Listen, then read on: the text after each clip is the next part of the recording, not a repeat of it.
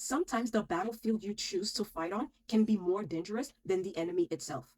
So never underestimate the power of picking the right battlefield.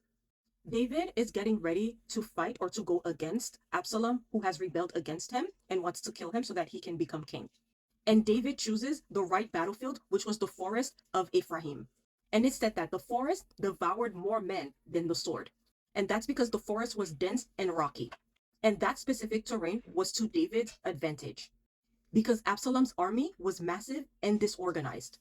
And David had a smaller elite group of veterans.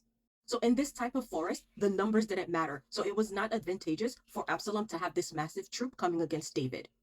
Agility and experience mattered most in this kind of environment, which was advantageous to David because David had a smaller group who were veterans and they knew what they were doing and they had years of experience in the battlefield.